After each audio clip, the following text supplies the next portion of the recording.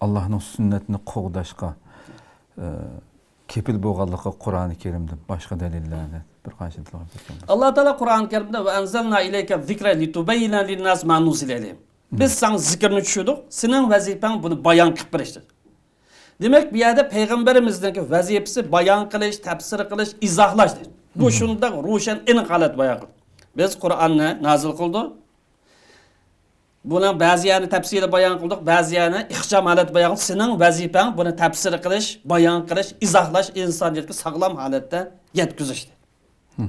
Demek bir yerde Allah Teala ixcham holat bayon qilgan ba'zi bir nuqtalarni onun tafsirini Peygamberimiz emri ish harakati orqali so'zlar orqali bayon qildi. Payg'ambar alayhisolamning shu ishlarni qilishi yoki so'z bilan ifodalashi o'zining havsi bilan bo'lgan bo'lsa, nafsiy xohish bo'yicha bayon qilgan bo'lsa, masalan namozning shakli, Xo'sh. ro'zani tutish shakllari, boshqa ibodatlar, Rasulullohning xohish bo'lgan bo'lsa, hammasi Alloh taolaning Payg'ambar alayhisolamga vahiy qilish asosida bayon qilingan. Buning yana bir dalili Qur'oni Karimda "Summa inna alayna bayanidir." Qur'onni bayon qilish bizning ustimizga dedi. Buni izohlashni biz qilamiz dedi. Tafsir qilish biz qilamiz. Nari qilsan Janob Alloh desa, biz buni payg'ambarga uning ma'nosini vahiy qilamiz. Payg'ambar sharkit orqali, so'zlari orqali, gap so'zlari orqali buni bayon qilib berdi. Demak, bu dinni bayon qilish, bu dinni tafsir qilish, bu dinni izohlash insonlarning nafsiy xohishiga qo'yib berilmaydi. İnsanlar kallası kelgen boş, hele o tarafta, hele bu tarafta, hele o'ngchi, hele solchi, yoki Marks yoki bichimichi odam unda tafsir qilish haqqi yo'q dedi. Dinni qiyomat qadar insonlar hidoyat qilib tushirganligimiz uchun bayon qilish bu biz tarafidan bo'ldi. Xo'sh.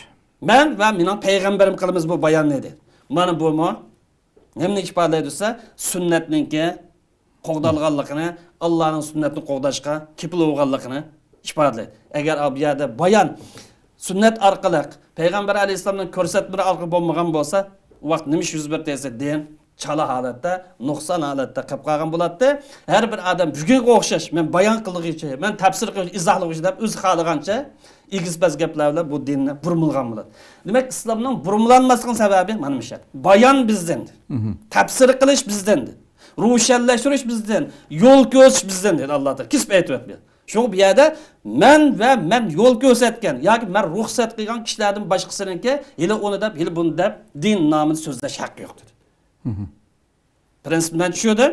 Ixcham bo'lgan yerni ma'nosini men vahiy qilaman, uni payg'ambar degan shaxs, vahiy qilingan payg'ambar degan shaxs u til orqali, sharikat orqali, ma'qullash orqali, amaliy harakat orqali uni tafsir qilib turdi. Buniga bo'ysunasizlar.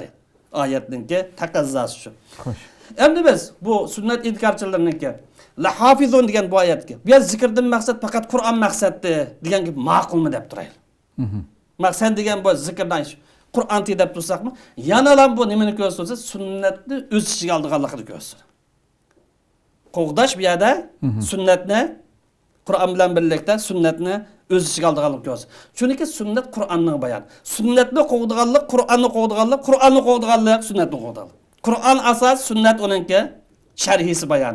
Şerhisini qo'yganki tabiat asas qo'yildi, asas qo'yilganki asas qo'ydash cho'qon onunki şerhisiga, tafsiriga ehtiyoj bor. Boshqa qilib aytgan vaqtida Qur'onni qo'ydash, uning izohati, tafsiri bo'lgan sunnatni qo'ydashni tabiat zo'r qilamiz, zo'r. Taqozo qilamiz, do'st, taqozo. Mana bu Qur'ondan keltirilgan aniq dalil. Undan boshqa bu nechalar dalillar va qolgan kishilar bu vaqtda mazkur kitabımızga müracaat qilsa bo'ldi.